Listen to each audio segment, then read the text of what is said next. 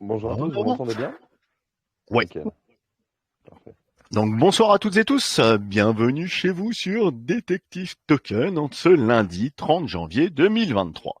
Donc petit rappel comme toujours aux investisseurs, aux singes et autres animaux de basse-cour, nous ne donnons aucun conseil en investissement ou financier, alors Dior, faites vous-même vos recherches et surtout vos propres choix.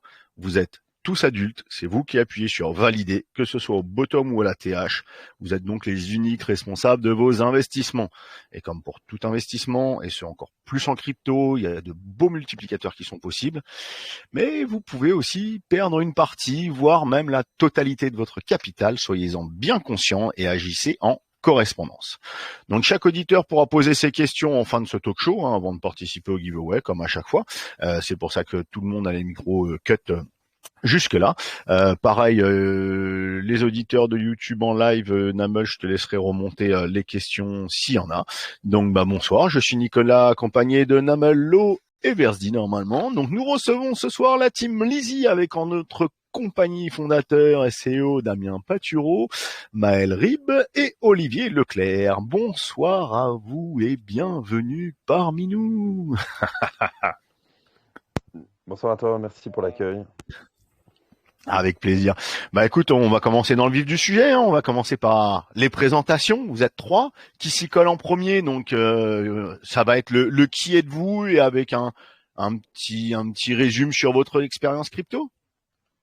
Allez, je me lance alors. Moi je suis Damien Patureau, je suis donc cofondateur du coup de Lizzy, que j'ai cofondé du coup il y a quelques temps déjà, mais on y viendra peut-être après dans le comment est arrivé Lizzy. Et dans l'écosystème crypto depuis un petit peu plus de 5 ans déjà. Tombé dedans au travers de la technologie, pas autour de la crypto en tant que telle et de la spéculation. C'est souvent comme ça qu'on tombe dedans, mais voilà, je suis arrivé dans la techno avant tout, donc la blockchain, et est arrivé du coup Lizzy après, tout simplement. Voilà, donc très heureux d'être parmi vous ce soir, et encore merci pour ton invitation. Ravi de pouvoir Merci vous à toi, Damien. présenter Lizzy. Maël, Olivier.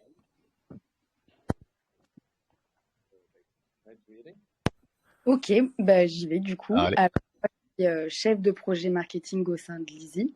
Donc, je gère notamment la communication. De toute façon, je pense que certains m'ont déjà vu passer sur les réseaux. Et du coup, je suis dans la crypto depuis 2 ans maintenant. Je me suis lancée plutôt dans le trading d'abord et j'ai voulu rejoindre un projet, une startup blockchain pour être à fond dedans. Et du coup, voilà, me voilà au sein de Lizzy. Eh bien, formidable. Olivier. Va falloir peut-être un peu augmenter le son de ton micro pour toi.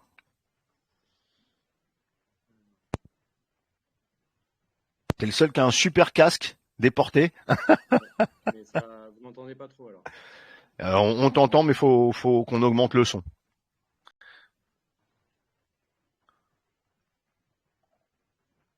Ça devrait aller. Ça devrait être bon. Ouais, voilà, on est bon là. Ok, super. Alors du coup, Olivier, donc moi j'ai aussi rejoint l'aventure Lizzy depuis le tout début. On vous racontera un petit peu. Je suis donc responsable des partenariats, développement commerciaux et développement technique, aussi partenariats techniques. On vous expliquera un petit peu après de quoi il s'agit plus en détail. Et donc moi la crypto, j'ai découvert la crypto il y a quelques temps déjà, fin 2015. Donc moi je suis plutôt rentré par le côté investissement. Voilà, j'étais toujours assez curieux de ce qui se faisait. Et en fait, à partir de 2016-2017, je me suis un peu plus formé sur la crypto je me suis vraiment intéressé au sujet et j'ai monté un organisme de formation crypto qui s'appelle Neoconomia, qui est toujours en activité mais un peu en stand-by. Et j'avais envie vraiment de concrétiser un petit peu l'utilisation des cryptos dans le monde réel. Donc j'ai vraiment adoré le concept de Lizzy, et avant Lizzy, il y avait Easy Wallet. Donc Damien vous racontera un petit peu. Très bien. On va voir cette petite fusion. Voilà. Avant de parler projet, vous voulez un petit peu développer sur la team, combien vous êtes, qui fait quoi, comment vous êtes retrouvés, parler des personnes phares, Ouais. même si en fait les 3 personnes phares sont là. Ouais, très clair. C'est ce qu'on va Très dire. clair. C'est clair, toujours oui, les oui. présents. Bon, nous aujourd'hui, on est une équipe d'une dizaine de personnes à peu près, donc avec bon, ben, Olivier et Maël évidemment, mais on a aussi Léo, Sébastien, on a aussi Daniel ben, qui sont là en backup, qui doivent peut-être nous écouter d'ailleurs. J'ai vu, je crois, il y a même Goran qui fait partie de la team, c'est lui qui s'occupe aussi du marketing avec Maël et Léo notamment, et vous le voyez apparaître sur les réseaux. Mais globalement, voilà, une équipe d'une dizaine de personnes, que des experts du coup dans leur verticale.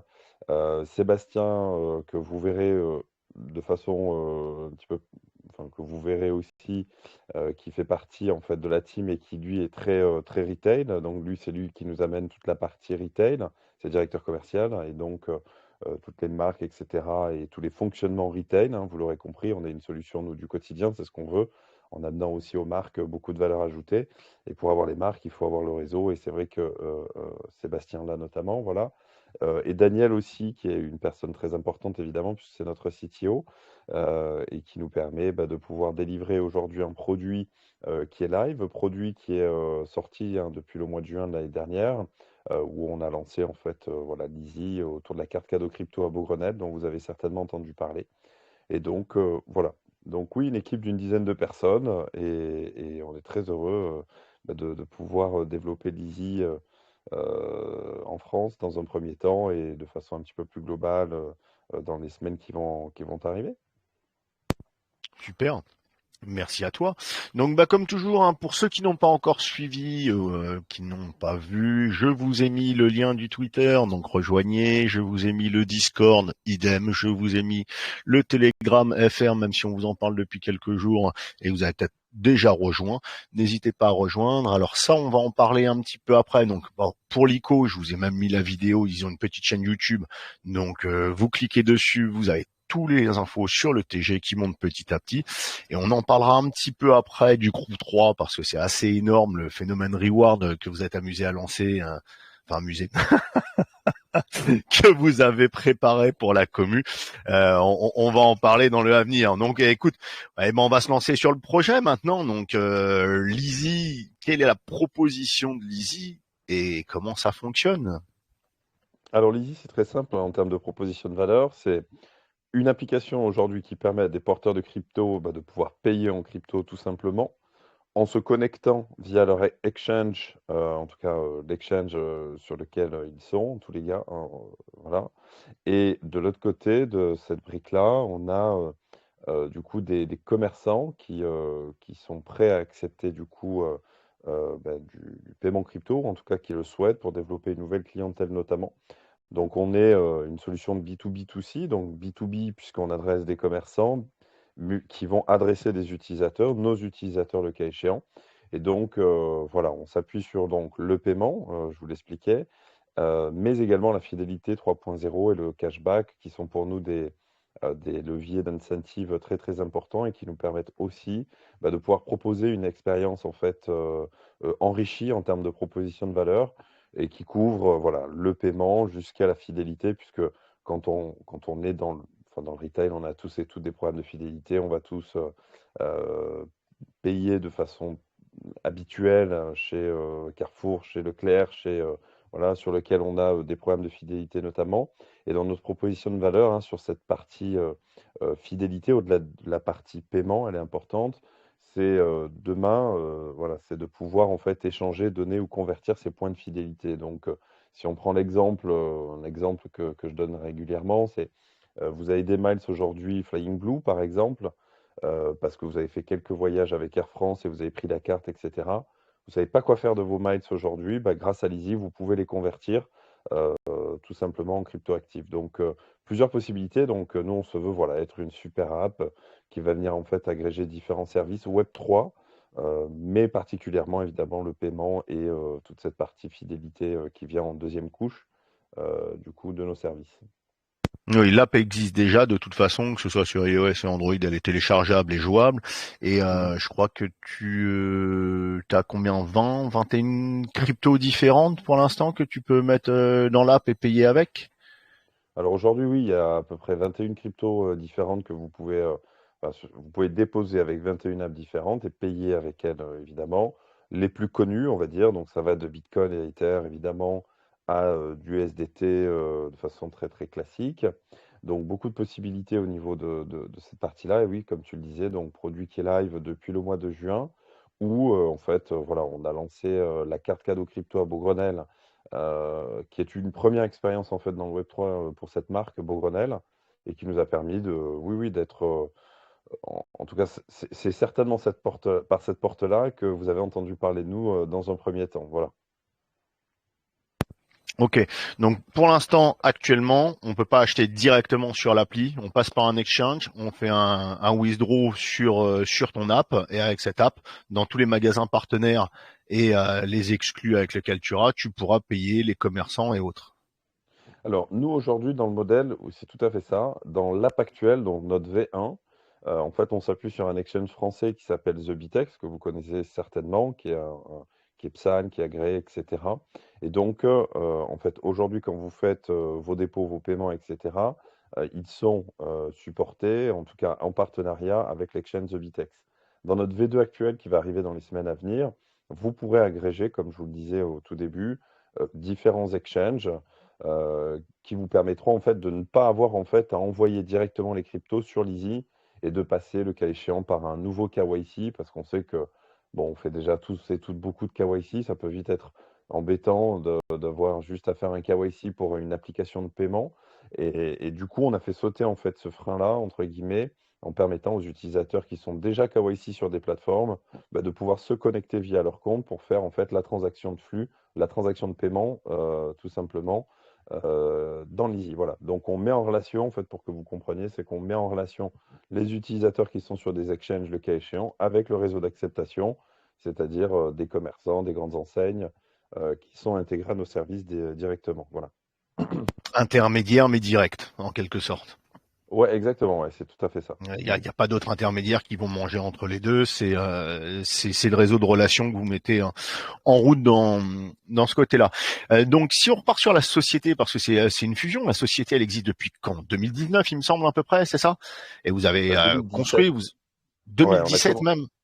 ouais, on a commencé en fait en 2017. En fait, donc l'Easy, c'est né en fait de la fusion de Feedly, qui était une solution du coup de, de, de, de- de fidélité sur blockchain, et de Easy Wallet, qui était un wallet de paiement porté par la société Global POS, qui est aujourd'hui leader du paiement dématérialisé en France notamment, et qui nous permet d'adresser d'ailleurs 27 000 points vente et 80 grandes enseignes. Mais on viendra peut-être dans le détail tout à l'heure pour que vous compreniez du coup ces On va, on, intégrations on va SRS et développer, comment ouais, elles on fonctionnent. développera après, ouais, sur toi. Et donc voilà, donc l'Easy égale voilà, la contraction de Feedly et d'Easy Wallet. Et comme je disais, Easy Wallet est un wallet de paiement crypto qui avait été développé sur la blockchain Tezos et sur Bitcoin. Euh, et du coup, voilà, on s'est rencontrés, on a décidé de fusionner. C'était il y a maintenant à peu près 2 ans. Et depuis 2 ans, voilà, on travaille sur la création de ce produit qui est une super app, comme je te le disais, autour des services du quotidien dans le Web3 et du paiement notamment. Voilà. Et c'est principalement pour ça que tu lances en premier temps, à mon avis, sur la blockchain Tezos. Le token sera sur Tezos, qui est pas le Tout à plus fait. mainstream en blockchain, mais bon, donc ça a été un choix sûrement par rapport à ce wallet-là. Donc, vous avez construit, vous avez solidifié l'Easy depuis 2017. Moi, j'avais regardé, c'est vrai, un peu 2019, j'étais sur 2019. Pourquoi vous avez attendu tout ce temps finalement et pourquoi finalement se décider à lancer sur cette période bearish parce que vous êtes solide depuis longtemps, des partenariats vous en avez.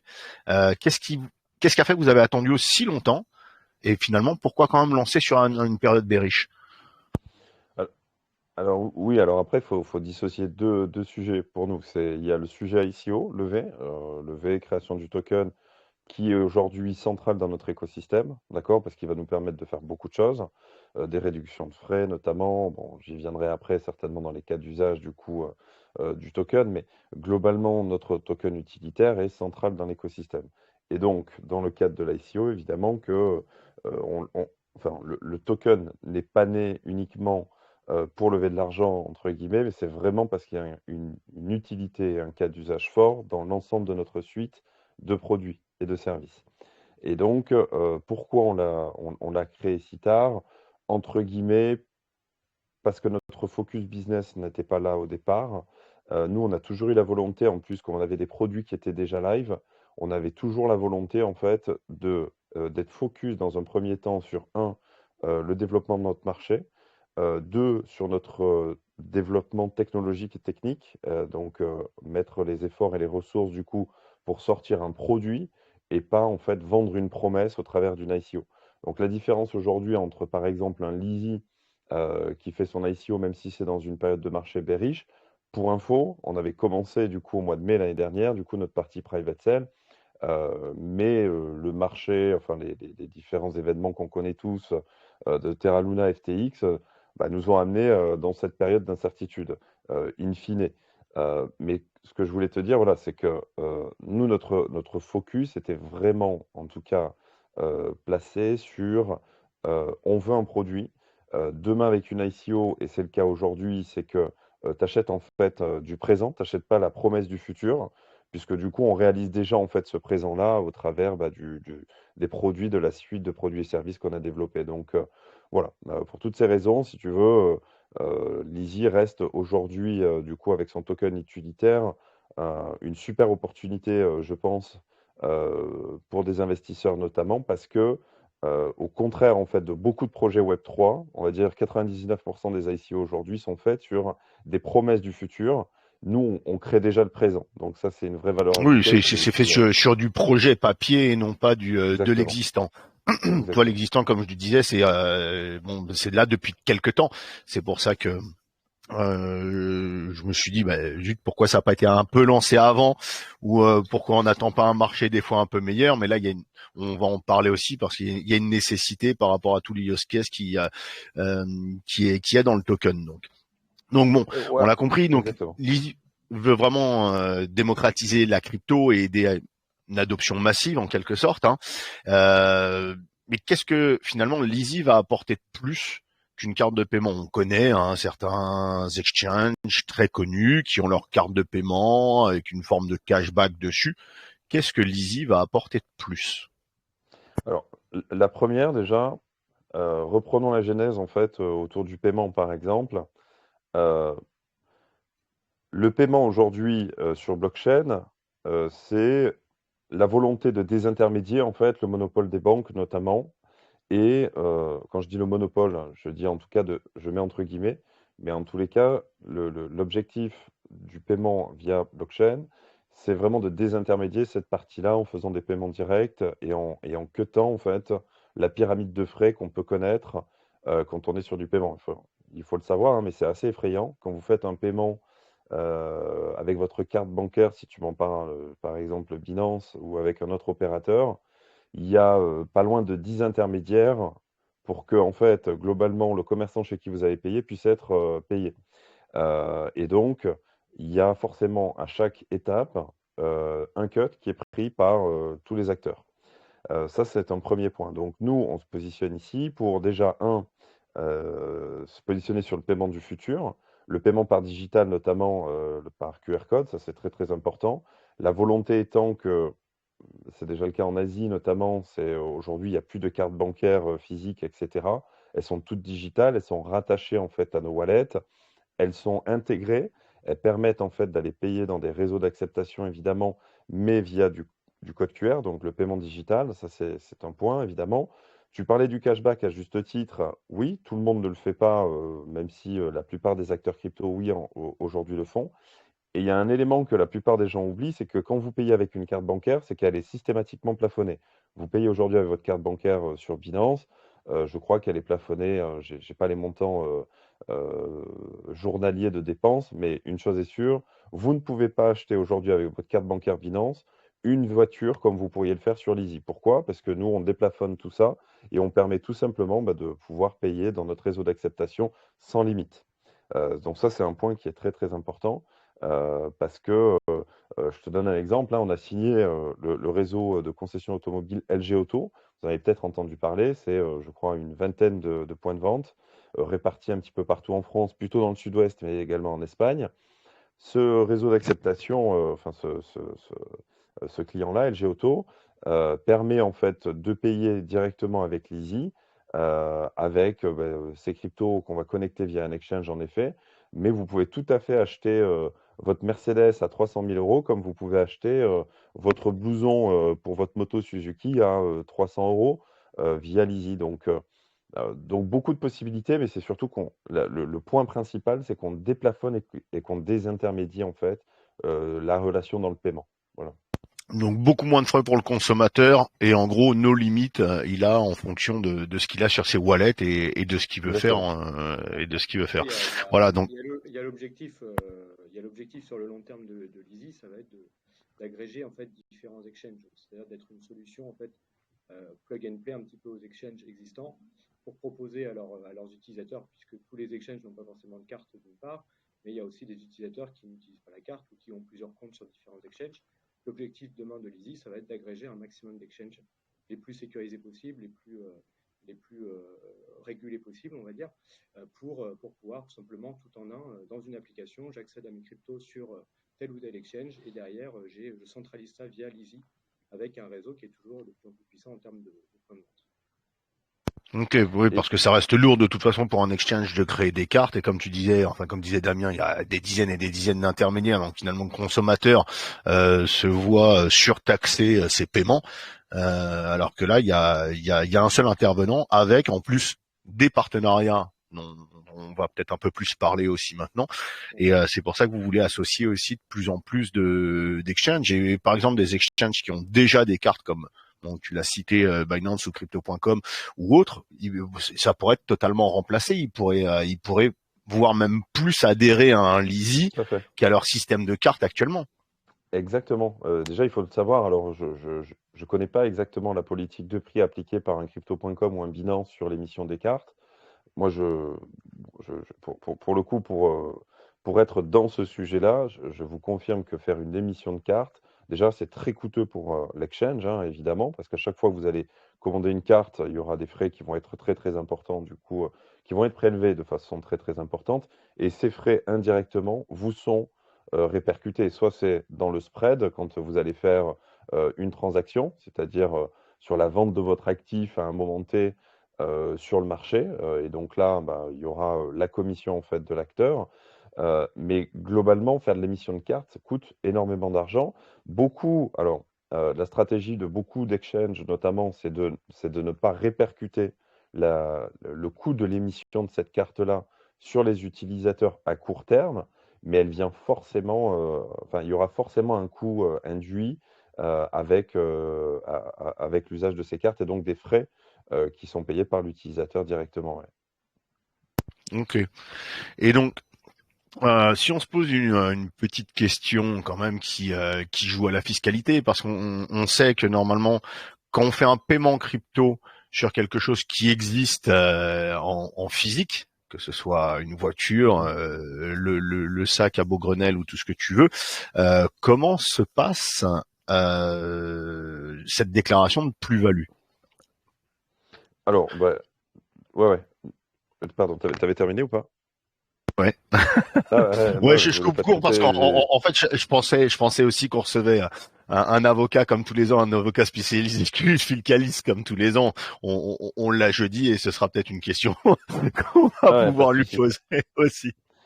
Non, mais après, là aujourd'hui, la réglementation, alors là on se parle, on est entre franco-français, donc la juridiction appliquée, notamment au niveau de l'imposition, c'est la française, hein, et donc à partir du moment où vous êtes en plus-value sur vos actifs numériques et que vous faites une cession à but spéculatif pour acheter des biens et des services ou autres, vous êtes obligé de payer la fameuse flat tax et les fameux 30% du coup sur les plus-values que vous générez.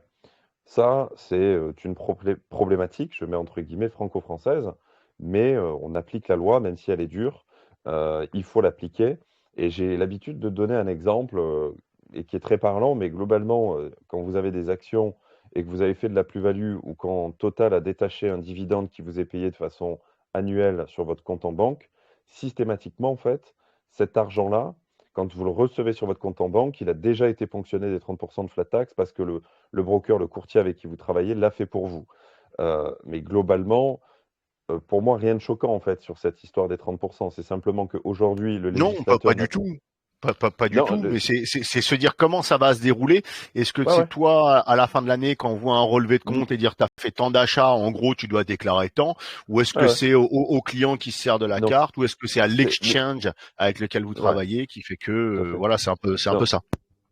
nous aujourd'hui, on travaille avec les exchanges. Donc, la plupart des exchanges sont connectés, par exemple, avec une boîte comme Waltio, que vous connaissez certainement tous et toutes, et qui s'occupe de faire les déclarations, en fait, sur les plus-values, moins-values de cession, etc., de façon annuelle, pour pour votre déclaration d'impôt en fin d'année.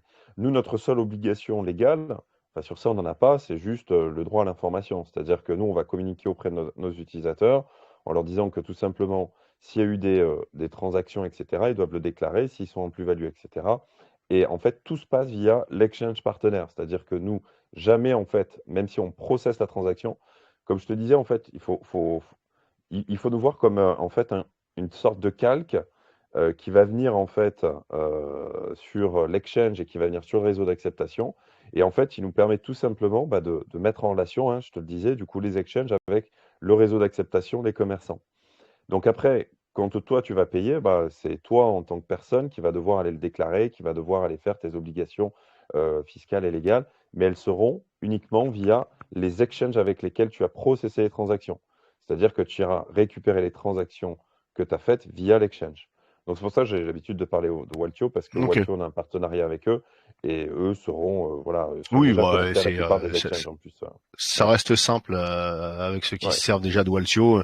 Ça reste assez simple de ce côté-là. Ouais, il faut aussi Euh, comprendre qu'on est sur une fiscalité qui évolue, que nous, on a une vocation qui va être pas limitée à la France, bien évidemment. Donc, on va viser un développement européen et mondial. Et on ne peut pas non plus se figer sur une forme de fiscalité qui elle-même va évoluer. On l'a vu dans d'autres pays d'Europe. En Italie, dernièrement, ça a évolué. En France, on commence à avoir du lobby pro-crypto un petit peu qui essaye d'assouplir un petit peu les règles. Donc, nous, on a une vision sur le moyen long terme, notamment en France, en se disant que tout ça va évoluer. Il y a aujourd'hui un seuil de déclaration qui est de 305 euros annuels, qui est totalement ridicule, mais c'est les gens qui font ces lois-là, ils vont comprendre à terme que aujourd'hui, les gens qui vont dépenser à l'étranger, ça ramène pas de TVA, ça ne peut pas marcher l'économie. Donc, on a vraiment très bon espoir que dans les années qui arrivent, par exemple, ce seuil soit augmenté. Et puis, pourquoi pas le taux de taxation aussi diminuer un petit peu. Voilà. Donc, ça, c'est des choses qui sont oui, assez évolutifs. Et aujourd'hui, ce que peu de gens comprennent, c'est qu'avec la carte bancaire, c'est exactement la même chose, sauf que les gens n'ont pas l'impression qu'il faut ah, mais faire c'est automatisé, c'est tellement automatisé, c'est tellement plus simple. Quand c'est nouveau, bah, on se pose des questions, qui fait quoi, comment ça va se passer, comment gérer, est-ce que c'est le petit plus. Mais bon, voilà, finalement, c'est pas toi qui envoie la base de données des dépenses, ce sera l'exchange sur lequel qui enverra. Donc ça revient à la même chose. Après, ils prennent Walsio et puis ça se gère de la même façon. Hein. Le Portugal qui était crypto-friendly, il y a pas mal de Français qui étaient partis s'expat au Portugal, qui étaient crypto-friendly, qui changent un peu leurs lois. Il y en a d'autres qui partent à Malte pour Exactement. cette raison-là, les d'autres qui veulent aller à Dubaï, etc. Bon, après la fiscalité, même si tu es français, dans d'autres pays, bah, ça joue différemment, ça évolue constamment, on le voit bien. Et si tu dois gérer toute la fiscalité de tout le monde, parce que là, tu es dans quoi? 3 pays européens, hein, Exactement. Belgique, Espagne. Belgique, Espagne, France et bientôt Luxembourg et Suisse, donc comme indiqué sur le white paper, c'est bien ça, Ouais. Ouais. avant d'augmenter et d'aller de plus en plus à l'international. Ok, joli petit point tout ça. Alors après, vous avez Juste aussi. un petit point que je voulais rajouter Vas-y, par pardon. rapport à tout à l'heure avec l'histoire des cartes. Aujourd'hui, quand on paye en carte crypto, finalement, enfin, le commerçant, il ne voit rien de différent par rapport à ce qu'il voit d'habitude. Nous, ce qu'on a envie avec l'ISI, c'est vraiment que les commerçants sachent que quand quelqu'un vient payer avec l'ISI, c'est du paiement de crypto. Ils voient la crypto dans le quotidien, qu'on puisse mettre des logos Bitcoin un peu partout et du logo Bitcoin, évidemment. Et donc, tout ça, ça va vraiment ancrer un peu plus dans le réel par rapport à aujourd'hui, la dépense purement avec une carte où les commerçants ne voient pas la différence. Aujourd'hui, on a des commerçants qui disent, moi, j'ai des gens qui me demandent un paiement crypto, j'ai des gens qui ont de la crypto. Et voilà, nous, on veut vraiment amener la dépense crypto dans le monde réel et que des gens qui ne soient pas forcément habitués à voir ça puissent le voir et se dire tiens, c'est marrant, ça tombe dessus de moi, je peux Ouais, et faire avoir une carte de, on ne sait pas d'où ça sort et on ne sait pas si c'est pas du American Express qui a été calqué et on va pas se faire payer. Voilà, il y a une assurance, il y a une assurance supplémentaire pour l'adoption auprès de tous ces commerçants. Moi, je pense que c'est pas pour rien que vous avez eu Beaugrenelle ou autre. C'est posé. Il y a la confiance qui s'instaure et de plus en plus de commerçants, bah, ils savent très bien que eux, ils vont recevoir exactement le prix de vente. Avec les petits plus de tous les gens qui voulaient acheter en crypto et qui en sont très contents. Tiens, si on parlait un petit peu des partnerships et tout ça, qui veut développer ce point-là? Parce que ça se développe. Et Alors, il y a même LG ouais, Auto, comme tu disais. tout à fait. Je suis pas allé Ouais, ouais, chercher des tout à fait. photos de LG Auto. Ah, bon, tu verras, c'est beaucoup de Mercedes. publier des vidéos aussi. Et il y a pas mal de vidéos aussi, ils ont fait du super contenu, ouais, pour le coup, ouais, c'est plutôt très, très Ok. quali. Du coup, non, au niveau des partenariats, nous, aujourd'hui, franchement, c'est assez incroyable ce qu'on vit, hein, depuis le mois de juin l'année dernière. On a signé plus de 1000 points de vente aujourd'hui qui acceptent le paiement crypto. Ça va du petit commerçant dans le fin fond du Périgord ou de la Creuse, enfin du charcutier, j'avais presque envie de dire, voilà, hein, pour le citer, à des enseignes nationales et internationales qui aujourd'hui acceptent le paiement crypto avec l'Easy. Donc on a une super croissance aujourd'hui et on a, là, vous avez peut-être revu passer la semaine dernière, on a signé une pharmacie à Paris qui accepte le paiement crypto. Ça a été un raz-de-marée médiatique. Je suis d'ailleurs demain midi invité sur BFM Business pour en parler notamment. Mais globalement, dès que en fait, on a un petit peu de com et que ça s'emballe, comme ça a été le cas avec la pharmacie, on a de suite, là, depuis la semaine dernière, on a traité plus de 100 demandes entrantes en fait, de commerçants qui veulent déployer le paiement crypto avec l'Easy. Aussi bien sur la partie e-commerce que sur la partie directe dans leur caisse, etc. Donc, des partenariats, on en a beaucoup aujourd'hui, des grosses valeurs sûres, hein, vous les connaissez. On a signé le réseau Save, on a arthurhumon.com, on a évidemment Beaugrenelle, et là, on va déployer de façon beaucoup plus globale le paiement crypto dans l'ensemble de la foncière qui gère qui gère les centres commerciaux. Donc, on est en train d'intégrer vraiment beaucoup, beaucoup, beaucoup de très, très grosses enseignes parce qu'en fait, on propose aussi une expérience autour du paiement qui est seamless, comme on l'appelle, puisque eux ne portent jamais en fait le risque de volatilité. La difficulté pour un commerçant aujourd'hui de porter des cryptoactifs, c'est que quand j'encaisse 100, à la fin de la journée, ça peut finir en 115. Donc, j'ai encaissé l'équivalent de 100 en BTC, par exemple. Ça peut être 115 euros de chiffre d'affaires en fin de journée avec la fluctuation du cours, comme ça peut être que 80. Et donc, nous, avec notre mécanique de reversion en euros sur leur compte en banque, ça permet en fait de les sécuriser sur cette partie-là, tout simplement. Voilà. Donc, il y a, Oui, quand vous... automatique et double sécu, la Ouais, confiance déjà d'une et la sécu totale exactement. de l'autre côté, de se dire je vais pas me faire chier à la fin de la journée à me retrouver sur un C'est exchange clair. à essayer de vendre tel truc donc j'y connais rien. Moi ce que je voulais c'est mes euros, mon prix c'est en euros, je reçois en euros au centime près et puis Et point. on proposera aussi à ces commerçants de pouvoir, dans un second temps, s'ils le souhaitent, du moins, une fois qu'ils se seront familiarisés un peu avec les cryptos, de dire bah, tiens, moi j'ai un petit curseur sur mon back-office commerçant, je le règle pour dire pour les encaissements, je vais garder 10% en crypto parce que je me familiarise avec ça. Aujourd'hui, c'est vrai, on a plein de commerçants qui ne connaissent pas du tout la crypto, qu'on a vaguement entendu parler, mais qui se disent bah, finalement, c'est une solution facile à mettre en place, je reçois des euros, pourquoi je me priverais de cette solution? Voilà, et c'est le discours qu'on a, enfin, c'est ce qu'on voulait en fait nous amener aux commerçants, c'était vraiment qu'il n'y ait aucune contrainte pour lui. Mais par contre, ces gens-là, bah, finalement, découvrent à travers nous et à travers des premiers clients qui viennent payer, découvrent la crypto et s'y intéressent. Et on a aussi un côté de démocratisation à travers de ce qu'on fait. Ok. Olivier, je te coupe. T'as pas notre casque parce que c'est vrai qu'on t'entend de très très loin. Je vais aller regarder ce que j'ai là.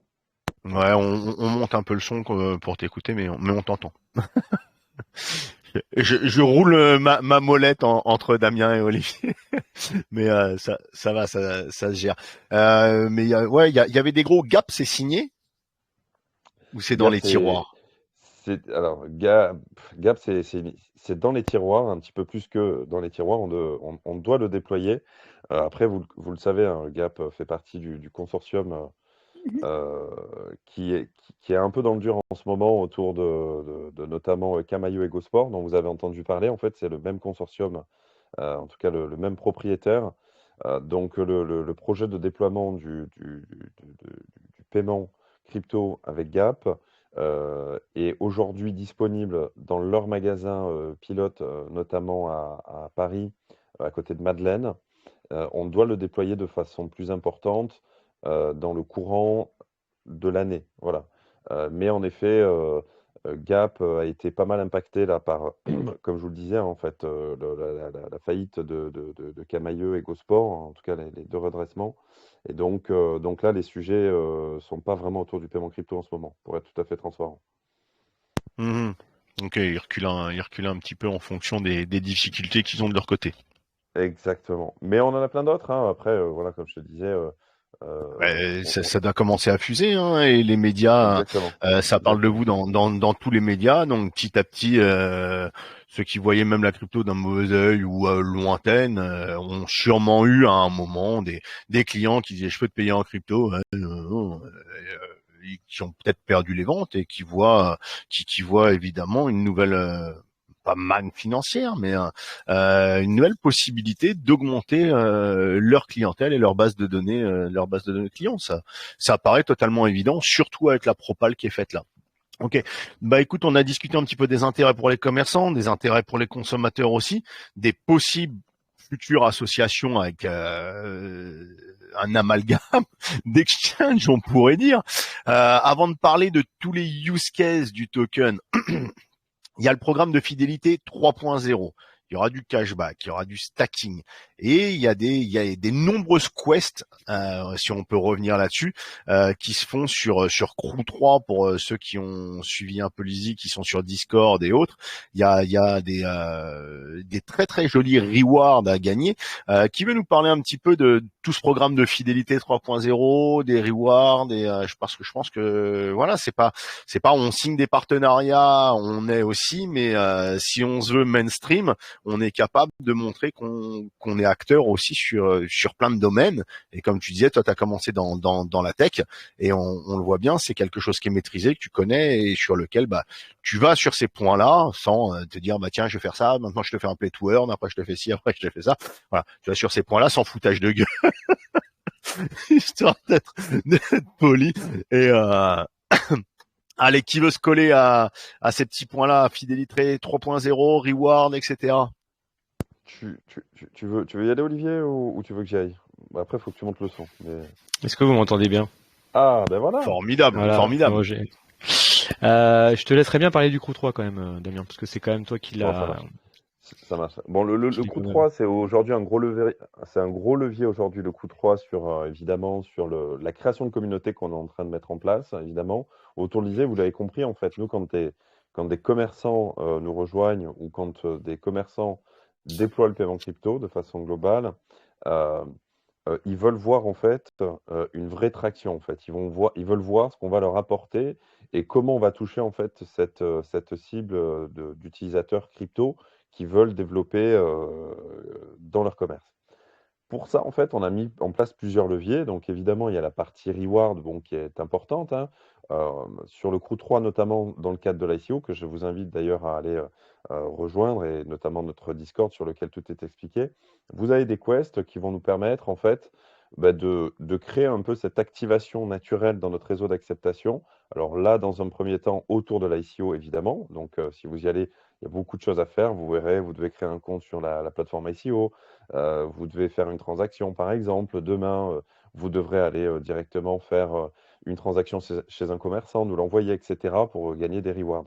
Le but, évidemment, c'est de créer, en fait, toute cette inertie autour du paiement, autour de l'usage, en fait, des cryptos. Et ça, c'est très, très important. Je pense que 99% des gens aujourd'hui utilisent des cryptos qu'avec un seul but, c'est de spéculer, entre guillemets, hein. C'est la réalité aujourd'hui. C'est que tout le monde utilise de la crypto, mais en oubliant que c'est une crypto-monnaie et donc pas une action qui va fluctuer. Donc une crypto-monnaie, elle doit être utilisée. Et pour qu'il y ait de l'usage, bah, il faut mettre en place des mécaniques, notamment d'incentive, donc bah, pour booster, en fait, l'usage du produit, tout simplement. Voilà. Donc le Crew 3, c'est un premier socle. On a aujourd'hui donc deux programmes. On a un programme Web 2 sur lequel on fait gagner, par exemple, jusqu'à 6 mois de loyer dans le cadre de l'ICO. On a un programme un petit peu plus Web 3, donc ça, c'est pour des gens qui sont déjà porteurs, qui connaissent les codes, etc. où là, on fait gagner voilà, du BTC, on fait gagner du Lizzy Token évidemment, on fait gagner un Clonix aussi. Enfin voilà, il y a beaucoup de leviers en fait qu'on a mis en place. Le but étant vraiment de créer toute cette inertie autour de nos produits et services, hein. Ça, c'est la clé. Moi, je Et de comprends. créer aussi une communauté qui suit, parce que voilà, il y a pas que du tu parlais voilà d'aller faire un achat ou autre, mais pour ceux qui sont encore tatillons et qui veulent participer, il y a énormément de quests qui sont free. Qui sont free to XP, c'est ça? Ouais, ouais, tout à fait. Bah, tu vas On juste liker pourrait nos appeler réseaux ça sociaux. free to Déjà, XP. non, mais tu vas déjà juste liker nos réseaux sociaux, tu vas gagner des XP pour le coup. Donc, c'est cool. Voilà. C'est peut-être la première étape d'ailleurs. Ok. Olivier, tu voulais reprendre sur le fidélité 3.0? Je voulais compléter si c'était aussi le sujet voilà, de tout ce qui était par rapport au token Lizzy, sur la volonté qu'on a nous de pouvoir en fait donner de l'usage à ce token au maximum, parce moi je suis dans les ICO, dans la crypto depuis un certain temps, donc j'ai parfois été déçu de là où j'avais investi, et nous on a une vraie volonté de maintenir un usage et de développer un usage, c'est-à-dire que l'usage du Lizzy va aller en croissance avec évidemment la croissance de la société, aussi bien le développement du nombre d'utilisateurs d'un côté que du développement du réseau commerçant d'un autre côté, ou des exchanges partenaires. Aujourd'hui, on a réfléchi à énormément de cas d'usage qui vont impliquer aussi bien les commerçants. Les commerçants sont amenés aussi à recevoir du jeton Lizzy, à utiliser du jeton Lizzy, tout comme évidemment les utilisateurs. Et également aussi, on a des réflexions qui ont été amenées sur la partie exchange aussi, la partie grandes enseignes, et tout ce qui va être avec la partie fidélité pour les grandes enseignes. Donc on a vraiment pas mal bossé sur cette partie-là. Donc l'idée, c'est d'avoir un token qui plus le réseau de commerçants grandit, plus le nombre d'utilisateurs grandit, et plus il est utilisé en fait dans notre écosystème. Ben, ça tombe bien, tu as fait le lien sur le use case. Voilà. Là, tu vois, Tu vas je suis allé t'y trop vite. coller. Et ben voilà, je m'y colle.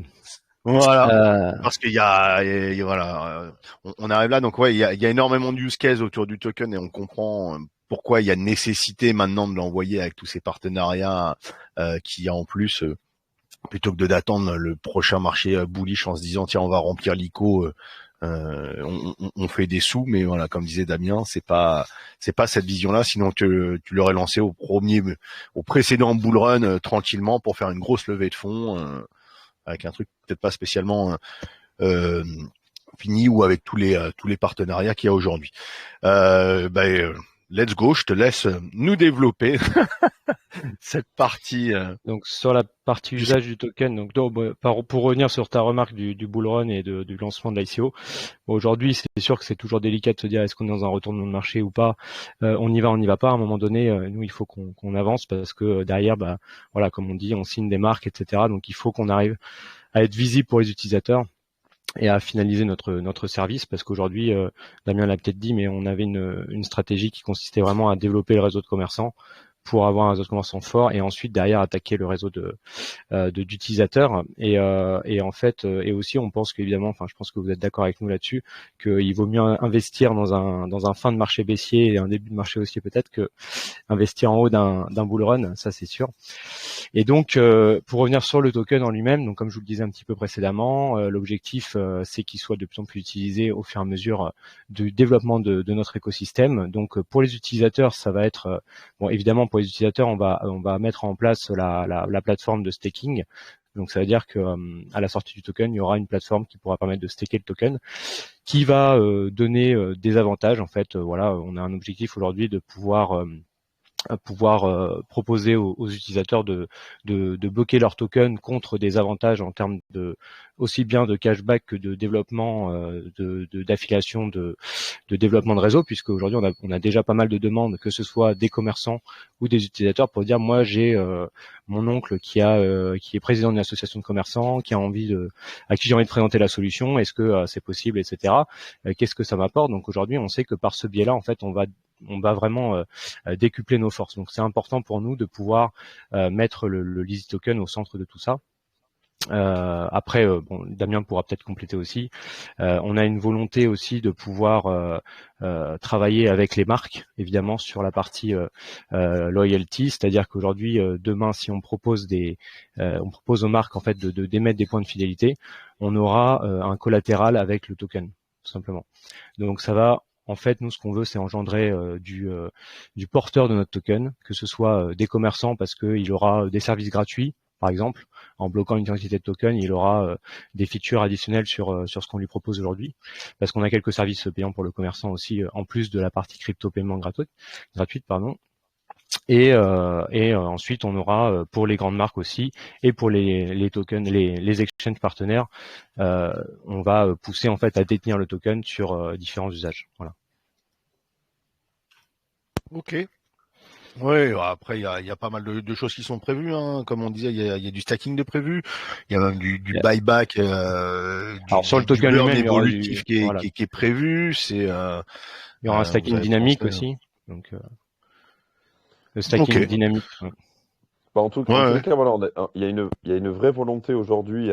C'est pour ça que, en effet, Olivier l'a précisé, mais on est en bear market, oui, tout à fait. Mais en fait, nous, ça nous empêche pas en fait de développer le service en fait et de continuer à avoir beaucoup de traction, etc. Donc, on ne doit pas s'arrêter à ça en fait, parce que si tu t'arrêtes à ça, c'est jamais le bon moment parce que tu auras toujours un timing plus propice, etc. Tu vois, donc ça, c'est un premier point. Sur les cas d'usage, du coup, au niveau du token. euh, Ils sont évidemment liés à l'usage. Si on prend l'exemple du buyback et du burn, on part aujourd'hui avec une supply de 550 millions de tokens qu'on va réduire à 500 millions et même au-delà du coup.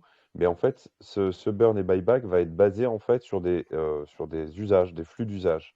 Donc plus il va y avoir d'usage, plus il va y avoir de buyback et de burn, plus ça va donner de la valeur en fait au token. Donc c'est important en fait que notre communauté, c'est-à-dire que nos investisseurs, notre communauté, les gens qui vont avoir le jeton dans les mains, etc., comprennent en fait pourquoi il faut l'utiliser, parce que en l'utilisant, mécaniquement, du coup, il va générer Tu beaucoup crées de valeur. l'auto-inflation. Exactement, intrinsèque. Voilà, exactement. Voilà. Et donc, juste dans le modèle, hein, c'est 80 sur notre collecte de frais globale, on a 80% qui vient financer évidemment le développement de la boîte, et on a 20% de de ces 100% qu'on redistribue du coup à la communauté et qu'on déploie après dans des vaults, soit de staking, de Stacking de cashback, cashback. etc. etc. Donc ça nous permet aussi d'avoir une alimentation permanente en fait, de la supply pour le cashback, etc.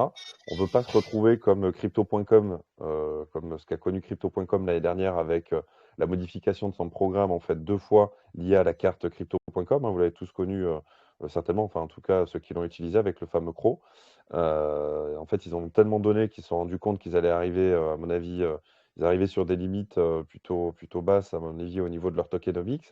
Et c'est aussi pour ça qu'ils ont changé leur modèle. Et donc voilà, donc un modèle qui est, comme on aime le dire, sustainable. Voilà, c'est vraiment qui est amené en fait à générer de la valeur pour les investisseurs notamment, et ça c'est très très important. Mais cette valeur va être générée par l'usage, et ça c'est très très important de bien comprendre. Ok. Bah écoute, on parlait de tokenomics. On va peut-être le développer un petit peu plus. On arrive sur la tokenomics. Supply, donc t'en as parlé, hein, 550 millions. La répartition des tokens, tu veux détailler ou on renvoie direct parce que bon, il y a quand même pas mal de petites choses. On peut Voilà, renvoyer après, évidemment, sauf si tu as des petits points précis à indiquer, mais comme toujours, hein, le white paper, je vous l'ai mis aussi, lisez-le, c'est important, c'est intéressant, et hmm. donc je te Non, laisse détailler les diverses non, phases, les tokenomics, la répartition. non, après, ce qu'il faut comprendre là aujourd'hui, nous, sur notre tokenomics, c'est quand tu regardes le camembert, entre guillemets, c'est de voir en fait que la répartition en fait sur la vie du token, elle est en très très grande majorité en fait redonnée systématiquement à la communauté. Quand tu vois que tu vois le staking, le cashback, c'est du 20%, 15%, etc. Rien que ça, déjà, on a plus pas loin de 60% en fait de la tokenomics et de la supply totale qui va être en fait utilisée à des fins d'incentive pour engager la communauté, pour la développer, pour générer de la valeur. Si tu rajoutes Heureusement, l'écosystème ça prouve côté bien tech sûr, une vision long terme de la chose exactement. et pas je te balance 60%, il reste que 10, on rachètera un peu de buyback, on essaiera de vous donner ça encore dans 6 mois. Exactement, exactement. Donc voilà, le but, tu vois, c'est bon, évidemment, on est la team est intéressée forcément, mais ça, c'est normal. Pourquoi? Parce que si vous voulez construire en fait un projet sur du long terme, il faut avoir une équipe engagée aussi sur du long terme. Et de la même manière qu'on donne de l'equity, des actions, du coup, à des gens qui travaillent avec nous, pour le coup, le token fait partie aussi de cette, ou c'est un outil de fidélisation chez nous au niveau des équipes et c'est très très bien. Donc voilà, quand tu regardes un petit peu du coup cette répartition de tokens, voilà, tu vois 13% sur l'écosystème et liquidité, 17% sur les incitations, récompenses façon globale, cashback 15%, staking 19%. Rien que là, tu es déjà sur presque 60-70%. Donc c'est assez énorme. Et c'est important parce que c'est ça qui va permettre tout simplement de générer en fait de la valeur. Tu vois, donc écosystème et liquidité, je vais juste le préciser. Ça va vraiment être listé à ça va nous permettre, pardon, de pousser en fait le listing du token sur des exchanges, sur des DEX notamment, mais aussi amener des liquidités avec des market makers, etc. Parce que vous le savez, c'est important. Et volontairement, en fait, hein, on a pas mal d'allocs pour ça, en anticipation de ce que nous demandera la communauté, c'est-à-dire des listings rapides sur des DEX ou sur des CEX, tout simplement. Ouais, donc vous allez pour toucher un peu plus, si c'est du listing rapide sur des DEX, vous allez très vite faire du cross-chain en quelque sorte. Ouais, c'est prévu en effet. Donc là aussi, on part sur Tezos aujourd'hui évidemment. Alors il faut savoir qu'aujourd'hui, nous, toute notre loyalty, notre infrastructure loyalty est sur Ether, donc c'est de l'EVM machine. Et donc Tezos n'est pas compatible EVM. Alors il y a des sujets, ça c'est les bonnes nouvelles du premier trimestre 2023, c'est que Tezos va nous proposer en fait la possibilité de pouvoir aller sur de l'EVM, ce qui est très très bien parce que ça nous permettra en fait d'agrandir en fait la possibilité de listing, notamment sur des PancakeSwap, sur on va dire des DEX un petit peu plus généralistes qui portent pas aujourd'hui du coup la chaîne Tezos, mais qui la porteront du coup à très court terme. Et donc le cross-chain évidemment est très très important.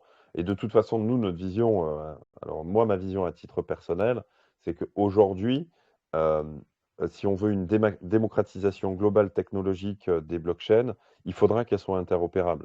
D'ailleurs, c'est sur ces Hmm, positionnements, c'est ces ça. positionnements que c'est mis Sans par exemple passer par des Polkadot. bridges avec des frais Exactement, exactement, tellement énormes. Ouais. exactement.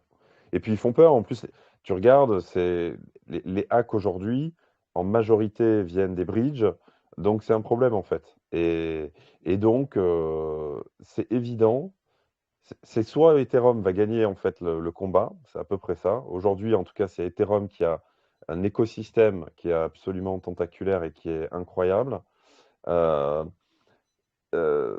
Soit on arrive à avoir voilà, des protocoles comme par exemple un Polkadot qui arrive pour en fait interconnecter tout le monde et le rendre le plus seamless possible. Ça, c'est important et c'est le vrai challenge technologique que l'on a du coup dans les prochaines années au niveau de la blockchain, quoi. Voilà. Ouais, de toute façon, il en faudra comme ça des blockchains qui puissent interagir et des gars qui se bougent un petit peu, qui acceptent dans les blockchains de créer tout ça. Euh, Bah écoute, je vais pas te demander de revendre ton propre produit, je vais pas te demander quels avantages réels pour les investisseurs d'entrer en ICO maintenant, parce que ça paraîtra, ou à moins que tu arrives à faire ça sans conseil en investissement. Non, mais en fait, il y a un truc que Olivier a dit et qui est très vrai, c'est qu'il vaut mieux investir sur une ICO aujourd'hui dans un marié, non, je le suis déjà, dans un marché, pardon, dans un marché bearish, entre guillemets, parce que le listing va arriver et du coup, nos investisseurs profiteront à plein forcément du prochain bull run, qui est annoncé aller en 2024 avec le halving Bitcoin. Peut-être qu'on aura une bonne surprise cette Ouais, année. En tous les cas, on a eu on y un, croit. un beau début Moi, je le d'année, en voyais tous les peut-être sur cas. Donc, 2025. Après, personne n'est. ouais. Non, Mais non, ça c'est ouais, sûr, on n'a on a pas de envie boule que de ça cristal, revienne. mais On est à peine descendu, on a envie que ça revienne déjà. exactement, exactement. Donc voilà, non, après, ça, c'est le premier. Déjà, ça c'est le premier point. C'est juste le moment d'investissement. aujourd'hui est pour moi, en tous les cas, plutôt pertinent. Le deuxième, c'est qu'aujourd'hui, vous achetez pas un produit sur un white paper. Vous achetez pas juste un white paper, vous achetez une équipe, vous achetez de la traction commerciale, vous achetez du présent. On ne fait pas le futur play to earn qu'on va délivrer dans 2 ou 3 ans, parce que c'est la réalité quand vous faites des ICO sur des play to earn. On ne fait pas des collections NFT qui vont se revendre et qui vont faire que de la spéculation. On vend du NFT en effet, mais c'est du NFT qui a un usage, et notamment l'usage loyalty qu'on vend aux marques. Donc ça, c'est important. Donc voilà, avec Lizzy, vous achetez du présent, et ça, c'est important. Vous achetez de la traction commerciale, et ça, j'insiste sur ça. On a fait beaucoup avec pas grand-chose. Vous le voyez, depuis qu'on existe, sur Beaugrenelle notamment, sur LG Auto, là, je parlais de la pharmacie, on a juste signé une pharmacie pour le coup, mais en fait, on sait bien mettre en application et utiliser en fait les leviers de com aujourd'hui pour que en fait, on arrive à avoir une vraie inertie en termes de communication et une vraie traction commerciale. Donc voilà, pour toutes ces raisons, hein, ça en fait un bon investissement, évidemment. Olivier, Ok. peut-être de Donc, rajouter quelque chose. ouais, Olivier, il a le smile. Lui. Il a dit j'achète. Il est bien. Il dit c'est bon, j'ai rajouté 5K. Dame, j'ai rajouté 5K sur mon compte. J'ai remis 5 là. Tu m'as convaincu, Damien. J'ai remis là. Ouais, merci. Voilà. Donc il court en 3 phases, hein, c'est ça. Et donc il y avait le round privé, mais donc les early, je crois, pouvaient. La vente privée, ouais, qui s'est terminée donc un petit peu avant le début janvier là. Donc on a pu faire le sold out et atteindre notre limite de vente. Donc ça c'est chouette. On a bien démarré l'année et puis on a attaqué là depuis le 16 janvier. On attaque le round 1. Donc on est à 8 centimes. Le token avec un minimum d'achat de 1000 euros jusqu'à 70 000 euros et on attaquera le round 2 à partir du 1er mars jusque fin mars. Voilà. Ok, un mois pour le 3e round. On a des vestings aussi adaptés en fonction. Donc le round 1 c'est 3 mois de vesting. Le round 2 il n'y a pas de vesting dessus. Donc c'est des vestings qui sont assez light. Hein. Il y avait j'en discutais avec Damien, je crois en off. Il y avait un cliff qui était prévu depuis plus longtemps, un cliff avec vesting qui était prévu depuis pour plus longtemps au départ, vu que ça a été lancé en mai dernier pour les private. Mais comme vous n'avez pas pu continuer du marché, merci Dokong et SBF. Voilà, automatiquement, mais bon, il reste quand même du vesting pour ne pas faire peur aux derniers entrants. Donc sur le round 1 et le round 2, tout qui va arriver qui n'aura pas de vesting. Et la vente privée qui a un vesting évidemment de 12 mois. Ok. Donc voilà. Donc 3 phases comme ça, évidemment. Donc il y en a qui seront toujours dans la spéculation, donc qui joueront en fonction du vesting et autres, et avec une idée du lancement sûrement sur The Bitex aux alentours de 15 centimes, c'est ça, à partir de avril. On sera sur un prix d'introduction qui sera sur le prix de la Public 2, ça c'est sûr. Après, bon, voilà, c'est l'objectif évidemment, c'est d'avoir un momentum très très important pour qu'on ait un pump magnifique, vous le connaissez évidemment. L'idée, comme tout le monde, hein, enfin comme tout porteur de projet, dans un monde idéal, on aimerait que ça monte tout de suite au plafond, forcément. En tous les cas, nous, notre vision, c'est de créer de la valeur sur le long terme, et ça, c'est très très important. Donc après, c'est vrai qu'une fois que le token est listé, advienne que pourra. Nos mécaniques, en tous les cas, liées à la tokenomics, permettront en fait de le maintenir. En tous les cas, c'est comme ça qu'on l'a créé. Après, voilà, on a des super annonces qui vont arriver. Et c'est vraiment, il y a beaucoup de très très grosses annonces qui sont en cours. Et donc, vous allez vraiment apprécier avoir contribué du coup au projet Lizzy parce que vous allez nous voir partout dans les semaines à venir. Voilà. Très bien. Des petits points à rajouter ou par rapport à la roadmap, des points qu'on aurait oubliés, même si j'ai pas trop développé le NFT parce que ça, même s'il y a un point NFT, mais ça, c'est pas, ce sera pas le fond de commerce de Lizzy. Non. Hein, puis il faut laisser aussi découvrir à ceux qui vont fouiller, puis peut-être quelques questions aux auditeurs qui se disent merde, ça y est, il a déjà posé ma question. Qu'a dit Maël. Olivier, Ouais. par à la Public Sale 2, du coup, le minimum d'investissement sera de 200 € et du coup, avec un token à 12 centimes. Voilà. Très bien. D'autres petits points à rajouter ou vous voulez passer à un petit résumé vite fait, question auditeur? Moi, question auditeur, je suis toujours très preneur. Ouais, Hein. allez. Allez. Alors, qui veut nous Faites faire un tour. petit résumé en quelques mots? Pour résumer, le truc je, salaud. je m'y colle. Non, mais bon, pour résumer, aujourd'hui, voilà, Lizzy, nous, on arrive sur un marché qui est demandeur, on le voit puisque, enfin, moi, je suis quand même là depuis un certain temps sur ce sujet-là. J'étais avant sur Easy Wallet, donc il y a une vraie demande en fait des commerçants aujourd'hui, et on a cette force-là de pouvoir en fait proposer un système qui va permettre aux commerçants d'être rassurés et d'avoir quelque chose d'extrêmement simple pour attirer une nouvelle clientèle. Donc c'est ça aussi qui fait notre force. On a cette vocation aussi à se brancher à des exchanges. On est en discussion aujourd'hui avec plusieurs exchanges. Donc on a vraiment une volonté d'amener un cas d'usage à un maximum d'utilisateurs de gros exchanges et en parallèle de ça de développer au maximum notre réseau d'acceptation partout dans le monde. Donc aidez-nous, vous êtes là au bon moment, c'est le début de l'histoire. Donc voilà, on a hâte de répondre à toutes vos questions et puis de vous retrouver sur la plateforme d'ICO. Et sur tous les réseaux. Et sur tous les réseaux. Aussi. Et sur le Crew 3, rejoignez le Crew 3, rejoignez le Discord, ça c'est très très important. Vous allez voir qu'il y a du monde, c'est plutôt sympa. Et c'est plutôt sympa. Et c'est de plus en plus actif. Depuis qu'on en a parlé, c'est vrai qu'il y avait pas beaucoup de monde, on en a parlé un petit peu. Ça s'agrandit, le Telegram grandit, le Discord grandit. Le réseau d'acceptation grandit, les demandes grandissent. Eh ben, on a tout c'est le ce qu'il temps faut. à l'appel à ça prouve qu'il y en a qui bossent. Ouais. C'est clair. Ça prouve qu'il y en a qui bossent. Versdi, je te laisse.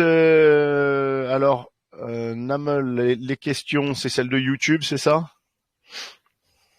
Alors, Versdi, je te laisse prendre les questions écrites. Namel a dû faire remonter les questions de YouTube. Et puis, Alpha, fais pas ton fainéant. Hein. Tu vas lever la main. Tu vas pas nous faire des questions à l'écrit, pardon. N'importe quoi. Allez, Versdi, je te laisse gérer ça. Ok. T'es là? Ouais, ok. T'as les questions que Namel a remontées de YouTube de sa retranscription, je crois. Et puis, priorité à ceux qui lèvent la main. Moi, je préfère toujours ceux qui lèvent la main. Bah tiens, Alpha. Et après, tu prendras les questions par écrit. Salut okay. Alpha, bienvenue à toi. Salut, bonsoir. Désolé, c'est très pointu comme question en fait. Non, mais quand je disais un peu la présentation et compagnie, je voulais résumer un peu la situation et savoir si j'ai bien compris. Si aujourd'hui vous générez 1 million d'euros de transactions, ça veut dire que vous aurez à peu près 8 000 € en worst case de frais, quoi, qui seront répartis selon les règles que vous avez énoncées sur un peu votre deck entre guillemets, quoi. Moi, c'est ce que je comprends. Ouais, tout à fait. Ouais. Bon, après, les sources de chiffre d'affaires, elles sont. Enfin, il y en a d'autres. Hein, donc, oui, en effet. Dites-moi pardon, je vous ai coupé. Non, mais à juste titre. C'est vraiment, pour le coup, les sources de chiffre d'affaires pour Lizzy aujourd'hui, elles sont basées sur les fees, évidemment, qu'on collecte sur les frais de paiement, mais également, en fait, sur tout ce qu'on vend, nous, aux marques. Parce que, alors oui, on déploie le paiement crypto chez les marques, hein, mais sur ça, en fait, on a un business model, évidemment, du coup, qu'on monétise avec les marques, et notamment de la visibilité, d'ailleurs, tiens. Après, on parle de frais de, je sais pas, je sais plus en tête ce qu'on a dit dessus, mais on est entre 0,8 et 3% de frais. Oui, j'ai bien parlé de worst case. Voilà. J'ai bien noté ça. J'ai bien repris. Non, mais du coup, en transaction, enfin, si tu fais 0,8% tu parlais de combien de transactions, de quel montant? 1 million. Oui, 1 million, d'accord, ok. 1 million, on a 8% de population française qui sont en crypto-monnaie. Si on prend 1%, déjà, on arrive à peu près à un chiffre pour savoir ce que l'entreprise génère sur cet aspect-là. Et juste une deuxième question, une dernière question. Vous tablez sur combien de chiffre d'affaires cette année ou l'année prochaine? Cette année, Comme 2023, ouais. Cette année, on devrait être aux alentours du demi-million à peu près de chiffre d'affaires. générés. Et Mhm. pour le coup, le très gros de l'activité arrivera avec le bull run, pour le coup. Ça, on est convaincu de ça. Et donc, dans nos prévisions, c'est là qu'on aura le big money. Mais globalement, ce qu'il faut, si tu veux, et ça, c'est notre vision, hein, comme on l'expliquait, aujourd'hui, tu vois, notre sujet principal, c'est de créer le réseau d'acceptation. C'est-à-dire Mhm. que toi, demain, tu es par exemple à Bruxelles, il faut que quand tu ouvres la map, il faut que tu vois plein de petits points bleus dans notre map avec notre réseau d'acceptation. Si tu es dans le fin fond du Périgord, ça doit être la même chose, tu vois. Ça sera des Et donc parties ça, c'est commerciales. Ouais. ouais. Et ça, c'est vraiment très, très important. Voilà. Mm. Mhm. Mhm. Et en EBITDA ou en EBE, vous en sortez à combien? Ah non, mais Si je peux me alors ça, par permettre. contre, non, ouais, ça, c'est des informations pour le coup que je divulgue pas. Ok. D'ailleurs, je divulgue non plus. Là, tu vois, j'ai divulgué nos prévisions de chiffre d'affaires sur cette année. C'est pas forcément des sujets, en tout cas, des sujets qu'on aborde en AMA. Alors, on les aborde évidemment, mais dans le cadre un petit peu plus formel de webinars, etc. Euh, donc, sur ça, je ne te répondrai pas non plus. Pas de souci. Aujourd'hui, en tous les cas, la société devrait être rentable à horizon 2 ans à peu près. Mhm. En tout cas, c'est comme ça qu'on a construit notre BP pour qu'elle le Ok. soit à horizon 2 ans. Voilà. Mais sache Ok. que vu qu'on a quand même un produit, et ça c'est important, on a déjà créé en fait un produit, on a déjà une suite de produits qui est très très importante avec un gros socle technologique. Ça veut dire que tout ça, il a fallu le financer au départ. Ah, je Les... l'imagine. Ça s'appelle un Ouais, exact, investissement. exactement, exactement. Non, mais Donc juste voilà, pour la revenir à ma rentabilité, on question. devrait l'avoir sur 2 ans. Ouais. Ouais. Oui, non, mais juste pour revenir à ma question, il y a souvent des gens qui parlent de crypto, mais moi je regarde aussi l'entreprise. En soi, Mm. l'entreprise, demain, vous êtes une start-up. Si j'investis sur vous, j'ai un pitch deck complet qui me résume tout simplement vos chiffres d'affaires, ce qui est Mm. normal. Hein. Vous avez une solution Mhm. que vous vendez, mais c'est une entreprise aussi derrière. Dans Mm. ce chiffre, il faut que je regarde les data, il faut que je regarde ce qu'il y a tout autour, ce que vous allez faire, ce que vous prévoyez. Donc c'est pour ça que j'ai posé les questions. C'est Pas de essentiellement problème. pour ça, mais je comprends aussi, je respecte totalement Merci la. Alpha. Voilà. Ne justifie pas ton beau-frère qui travaille aux impôts. Merci encore. Merci à toi Alpha pour cette question. Versdi, t'es toujours là? Tu reprends? Il y a Ouais. des questions. Il y a d'autres personnes qui lèvent la main parce que la plupart, tout le monde est là, donc comme on dit, Non, préfère pas de toujours questions. avoir du vocal. Sinon, bah écoute, prends les questions écrites.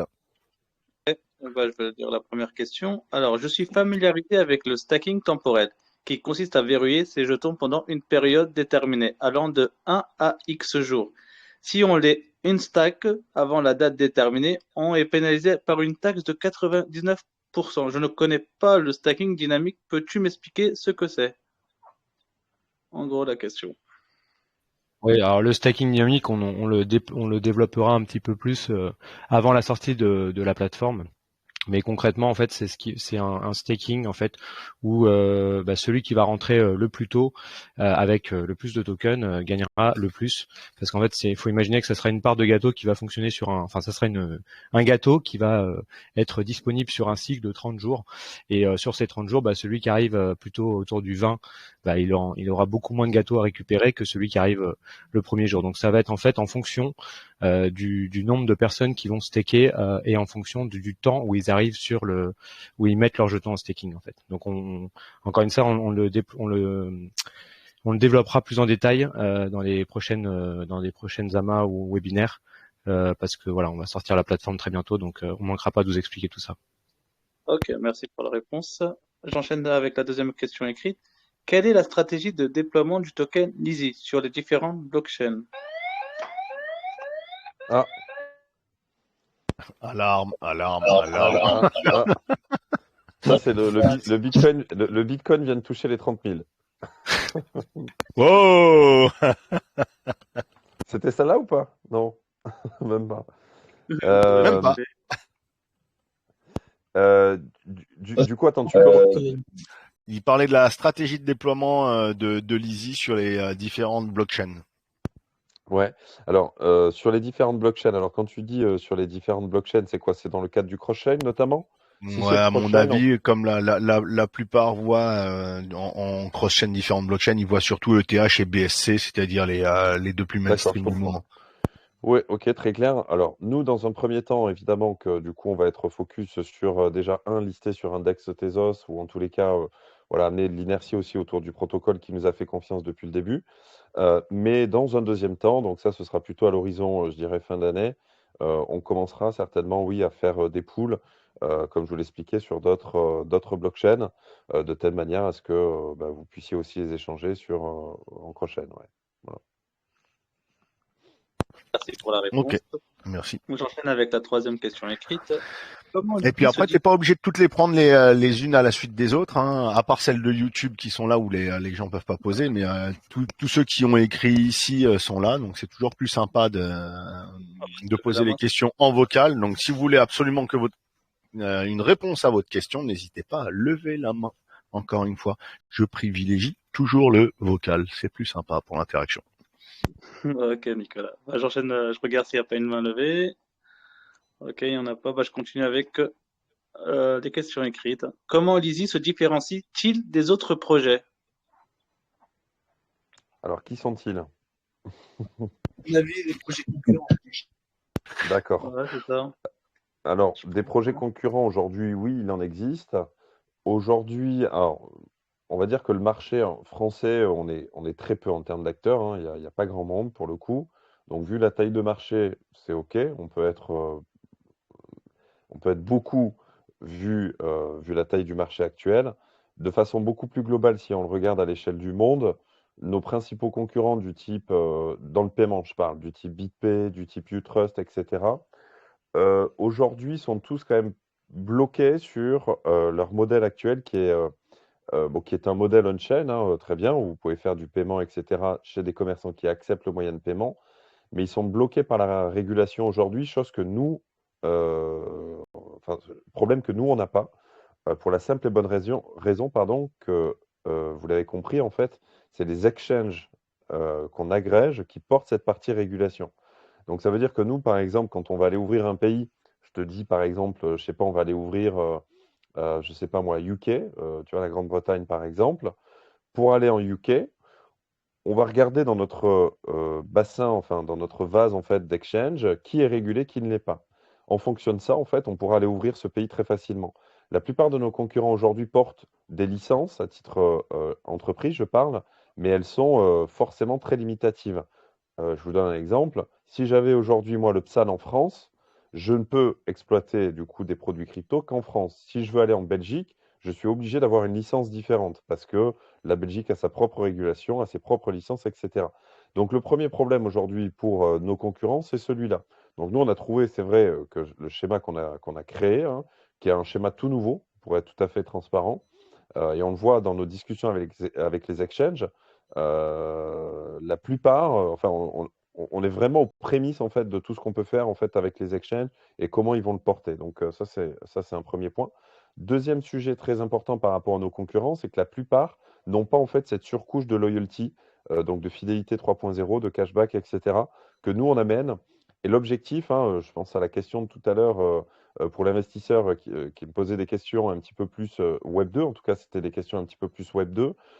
Typiquement, nous, la métrique d'usage dans l'application, au-delà de la collecte de fees ou les flux, en fait, elle est hyper importante. Nous, on aura gagné notre combat si demain, Lizzy, vous y retournez par semaine 5, 6, 10 fois, en fait, que vous ouvrez l'application et que vous utilisez les services. Et ça, c'est le plus important. Donc, on a en fait, voilà, beaucoup d'avantages aujourd'hui juridiques, donc de compliance. Le deuxième, c'est vraiment la partie fidélité cashback. Ça, c'est évident parce que beaucoup de nos concurrents ne l'ont pas du tout. Je pense à Utrush, je pense à BitPay notamment. Et donc, ça, c'est un vrai avantage compétitif. Après, tu vas me parler peut-être des exchanges notamment. Mais les exchanges, en fait, aujourd'hui, proposent des cartes de paiement pour la majorité. Euh, pour nous, en fait, ça reste un produit complémentaire, en fait. Et en fait, au contraire, on préfère en fait engager des commerçants qui sont prêts à accepter le paiement en tant que tel, plutôt que en fait forcer la décision avec une carte. Voilà. Mais je sais pas, j'ai répondu, c'est assez vaste. Comme tu me donnais pas d'exemple, j'avoue que j'ai été un peu large là. Ouais, c'était complet, on va dire. T'as le paiement commerçant en euros aussi, hein, qui est très important et qu'on propose et on se démarque aussi d'une partie de la concurrence. Voilà. D'accord. Alors, J'enchaîne avec la prochaine question écrite. La dernière Quelle question. raison pour les marques d'investir sur Lizzy? Bah, les marques, en fait, elles ont aucun inconvénient, puisque elles, en fait, globalement, on leur permet de toucher, en fait, un nouveau bassin d'utilisateurs, en fait, hein, de clients. Beaugrenelle, pourquoi ils ont déployé la carte cadeau crypto, à votre avis? Bah, c'est pour développer tout simplement une nouvelle clientèle à fort pouvoir d'achat qui va venir le dépenser du coup à Beaugrenelle. Je vous refais une rétrospective pour les Parisiens, par exemple, ceux qui connaissent peut-être Paris. Rien à voir avec Lizzy, mais c'est juste pour comprendre en fait pourquoi c'est important pourquoi le paiement est ultra clé en fait chez les retailers. Si on prend un exemple du type les Galeries Lafayette. Les Galeries Lafayette, il y a quoi? Il y a quelques années en arrière, ont commencé à accepter en mode de paiement WeChat Pay, Alipay, WeChat Pay, Alipay, etc. Ces modes de paiement, c'est ceux qui sont utilisés aujourd'hui énormément en Asie. Et donc, en fait, ce moyen de paiement a permis, en fait, par exemple, Galeries Lafayette ou Printemps, de tout simplement, en fait, générer, en fait, un flux de cette clientèle-là, juste ou grâce aux moyens de paiement. C'est exactement ça qu'on est en train de reproduire aujourd'hui avec l'ensemble des retailers qui nous rejoignent.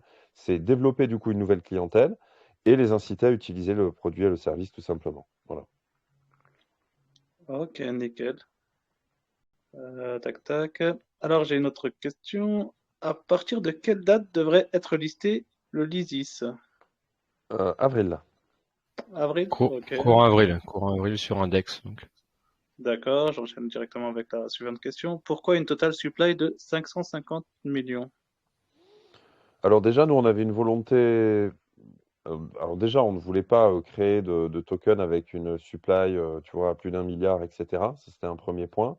Après, dans la construction, en tout cas, de notre tokenomics, ça a été, bah, en fait, quand on l'a créé, en fait, c'est venu assez naturellement, si tu veux, par rapport à nos projections d'usage, etc., etc. On l'a designé dans ce sens-là, voilà. Mais c'est très lié à la tokenomics, évidemment. D'accord. Là, je suis en Après, train de est-ce que lire du les coup, prochaines. ouais, après, n'hésite pas, est-ce Euh, que du coup, il faut peut-être, pour bien répondre, peut-être qu'on devrait avoir un petit peu plus de précision, du coup. c'est ça, je Est-ce que du coup, ouais, pardon, excuse-moi, je t'en prie. suis en train de regarder, mais Ok. C'est vraiment lié à la tokenomics, comme le disait Damien, quoi. Faut vraiment qu'on ait quelque chose qui soit viable sur le long terme, aussi bien en termes de cashback qu'on veut redonner, du staking, que de l'usage qu'on va avoir derrière et du blocage des jetons par les différents moyens qu'on a évoqués tout à l'heure. Donc en fait, et avec une libération du nombre de tokens de par le vesting et les autres blocages qu'on a, qui soit cohérente en fait avec l'expansion aussi du marché qu'on va avoir, etc. Donc c'est un ensemble de données qui fait qu'on a on a ce montant-là qui a été défini. je vous remercie pour votre réponse. Après, j'ai en train de lire les prochaines questions, mais on en a déjà parlé en AMA, donc je pense qu'ils vont réécouter le replay. Ça sera plus simple. Sinon, à part ça, Nicolas, j'ai pas d'autres questions, hein, sauf si t'en vois. Non, je répondais à une ou deux, une ou deux questions, mais dont on avait déjà parlé, comme à combien est le Lizzy en ce moment et où peut-on en acquérir. Donc voilà, je répondais à cette question-là à côté. Bah, je pense que Ouais. si personne veut lever la main pour les questions, c'est ok, ça a l'air correct. C'est qu'on a été clair alors. Ouais, c'est ça, c'est nickel. J'ai peur de louper quelque chose, dit Karimo. Eh ben, je sais pas, tu loupes quoi? Ne loupe pas, on te remettra le replay. Si tu t'es pas inscrit, t'auras pas le giveaway. Allez, Lo, tu veux ou Namel, t'as perdu ton son? À quand le replay MSO Staff, le replay en MP3, généralement on peut le lancer directement. Le replay YouTube, je crois que Namel a une mise à jour, donc il a planté, donc il va devoir travailler cette nuit et demain dessus pour te mettre la vidéo sur YouTube. Sinon, ce sera brut de pomme comme ça, comme je le laisse sur mon écran, mais il aime bien faire quelque chose de plus propre que le brut de pomme Telegram. Donc voilà. C'est sympa les publicités que vous avez fait un petit peu partout. J'ai vu sur YouTube. J'ai vu une petite publicité par hasard. Ah bon? Des vidéos Des de. vidéos, ouais, sûrement. Ah oui, par hasard. Bah après, je sais pas, c'est là où Internet, ça fait peur, quoi, parce que Ouais. je peux faire une pub de Lizzy comme ça, juste avant la main. C'est bien. On t'a ciblé, c'est pour ça. Ah, c'est pas mal. Allez, très bien. Donc ce soir, Maël, Olivier et Damien sont venus avec 200 $ à faire cadeau en Lizzy aussi. Lo, tu veux faire un petit jeu ou on fait allez, on peut 5 x 4. Allez, on peut le faire en 5 x 4. Évidemment, il faudra aller sur les réseaux, aller s'inscrire et autres. Tu veux poser une question? Chacun une question, Maël, Olivier et Damien, pour 50 $ de Lizzy pour une personne. Et puis après, Namol fait un petit jeu comme il est habitué à faire. Tu veux qu'on pose nous les questions, c'est ça, sur le projet? Ouais, Ah. bah je présume que t'as l'idée de ce qu'on pourrait poser comme Y a question. pas de Vous problème. êtes 3. Si j'en pose une, il y aura plus de jeu. Il y aura plus de jeu et en 50 $, je trouve que c'est bien. Enfin, C'est très bien. Vas-y. donc on va diviser en 4 les 200 $ et donc ça fait une question chacun et un petit jeu pour Namel qui adore les petits jeux. Ça Allez. marche. Allez, je pose la première du coup. Vas-y. Quelle est la supply totale de Lizzy, du Lizzy Token? Eh ben, on a Facile. Cérétron. Non. Ah bah direct. Cérétron qui a répondu Ok. en premier au taquet. Non, Namel, c'est pas 556 476 64 000 FDF 684. Non, ça c'est ton adresse Tezos. T'auras rien. Allez, Maël, Olivier, une petite question. Yes. Alors, ma question, c'est quelle est la date de la Public Sale 2? Le début, quoi. En plus, je l'ai laissé sur mon écran. Ah, Il est en direct sur l'écran. Il y a la date? Non, il n'y a, Non, pas y a pas la date. Il y a pas la Y a pas la date. Il y a C'est pas la la date, je l'ai dit tout à l'heure. Tu l'as dit tout à l'heure, mais on l'a là, c'est Leura Crypto, Lizzy Eco is live. Il vous suit lui. 1er mars. Très bien. C'est validé. Donc, il a fait une quest. je te laisse noter. Oh, il a sûrement fait une quest. Ouais, et dans sa bio, il a son lien. Et d'ailleurs, il faut préciser par rapport au lien, hein, juste, je ne sais pas si tu l'as fait en préambule, mais de bien préciser que du coup, avec le lien pour vous enregistrer sur l'ICO, vous avez 2% de bonus, donc passez vraiment par le lien, vous aurez 2% de bonus en token, le cas échéant. Très bien. On ne l'avait pas précisé. Et tu vois, j'avais fait même mon fainéant. On en avait parlé avant. On a fourni vos réseaux. Ils sont allés chercher l'ICO. J'avais pas fourni le lien Détective Token. Bon, bah, tous ceux qui sont passés.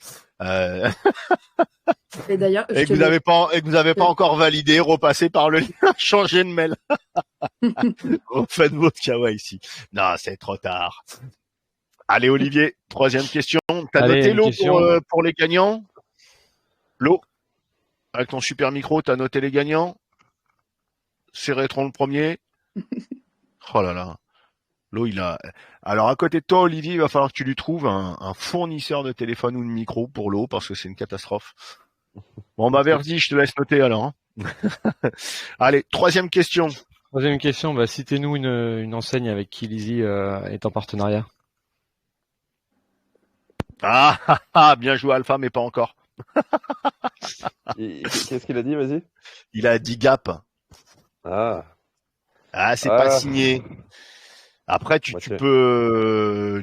C'est Damien, c'est Damien. Vas-y, Damien, t'es le boss, tu décides. on a valider. un point de vente. En vrai, on a un point de vente. C'est vrai que t'as un point de vente.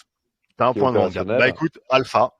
Alors, s'il y a un point de vente opérationnel, ça veut dire que c'est signé. Alors après, il y avait Oddwood qui disait LG, mais c'est pas LG, c'est LG Automobile. LG Auto, ouais.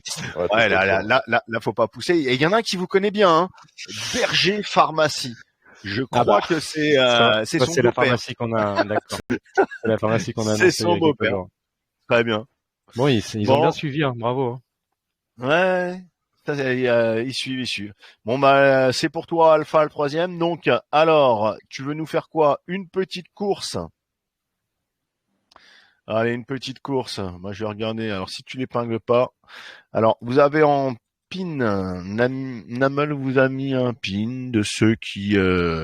allez, on va vous laisser jusqu'à 22h30 pour remplir, c'est vite fait. Hein. Il est 22h29. Pour ceux qui... Vous avez sur un pin message une course pour $50 en Lizy. Pour ceux qui veulent participer. Bande de fainéants. Ah ouais, non, mais des fois ça s'empresse et puis des fois c'est ils regardent, ils répondent à moitié, pas. Ouais, il se réveille, je crois là. Après, on n'a pas été très nombreux ce soir, hein. On a été une soixantaine. C'est pas nombreux. Bon, bah écoute, il y aura le replay de toute façon. Les replays sont à écouter, mais non, ce soir. On va être en exclusivité sur le groupe annonce. Donc, on a une grosse populace dessus, donc voilà, on le fait pas souvent ça. Donc on le mettra sur le groupe annonce et puis il y a pas mal d'auditeurs qui vont l'écouter. Ouais, il y avait eu pas mal de commentaires à l'annonce de l'AMA, beaucoup de personnes qui étaient motivées, donc il y aura le replay en MP3 direct dessus, et puis tu nous donneras le lien évidemment du replay MP4 quand ce sera sur YouTube, parce que ce sera toujours sympa, même si tu couperas peut-être la période jeu.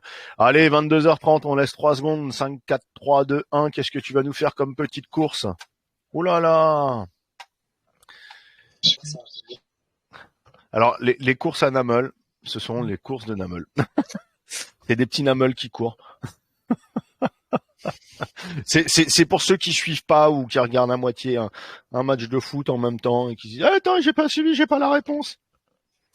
Bon allez Namel, je te laisse préparer, ouvrir ton écran ou autre pour la course. En attendant que Namel nous envoie ça, t'as stoppé ton sondage? On va pas rester 3 heures dessus. Faut être réactif. Alors ouais, il y a eu des réponses entre temps. Généralement, on recoupe le channel pour que les gens voient. Parce que c'est où on remonte. Allez, t'as coupé Namel, tu nous prépares ça? Oh là là, il est long. Tu peux faire la conclusion entre. Voilà, prépare-nous ça et pendant ce temps-là, un petit mot de la fin. Qui nous fait le mot de la fin? Olivier, un mot de la fin. Damien, un mot de la fin. Maël, un mot de la fin. Vous êtes là tous les trois. Vous avez chacun, enfin, une petite phrase. Hein. Ouais, allez. Un petit mot. Bah non, mais j'espère qu'on a su être convaincant ce soir. Nous, c'est un projet qui nous tient à cœur. Voilà, on a, comme on disait, il y avait Easy Wallet au début. On a eu des moments un petit peu difficiles avec la régulation, notamment le PSAN, etc. Donc là, on redémarre à fond. On sait où on va. On a déjà fait de très très belles choses. Donc on espère vraiment poursuivre cette belle aventure et avec le maximum d'entre vous. Et merci pour votre attention. Merci à toi, Olivier. Ouais, merci. Déjà, ouais, merci pour l'invitation. Merci de nous avoir donné l'opportunité de pouvoir vous pitcher, etc. Ça, c'était évidemment top. Acheter Lizy, c'est acheter le présent. C'est exactement ça que j'ai envie de vous dire. Et donc, on a besoin aujourd'hui de vous en tant que communauté crypto, parce qu'aujourd'hui, la démocratisation et l'acceptation passera par des solutions comme Lizy. Donc, faites une bonne œuvre en tous les cas. Les play to earn, c'est super, les NFT, c'est super, mais des projets comme le nôtre qui amènent en fait la crypto dans la vie réelle, c'est ce que tout le monde veut et c'est ce qu'il va falloir que l'on ait à très court terme. Donc voilà. Merci à vous tous en tous les cas pour votre contribution. Merci à toi. Maël, t'as entendu, hein? Et c'est toi la chef de projet marketing, hein? Acheter Lizy, c'est acheter le présent. On va peut-être falloir revoir le slogan. Faut le noter. Ça. On va changer. Je suis créatif. À remercier tout le monde pour la présence. Et puis après, on est toujours présent sur les réseaux. Si vous avez besoin de quoi que ce soit, de questions ou autres, on est là pour vous aider. Comme on l'a dit, on se présente comme des démocratiseurs. Donc on est là pour répondre à toutes vos questions sur Telegram, Discord. Si vous avez des questions au sujet de l'ICO, de l'application, ou même des cryptos de manière générale, on est présent. Et rejoignez surtout là, le Crew 3, j'insiste. Et on a notre programme Crew 3 sur lequel... je vais reposer tous les liens sur un petit résumé. En dessous du replay MP3, je reposerai les liens. Donc de toute façon, le channel est cut pour chaque AMA à partir de 21h. Donc vous retrouverez évidemment les liens à partir de 21h. Vous avez le TG, le Twitter, le Discord. Je vous ai mis un Crew 3 en accès direct aussi.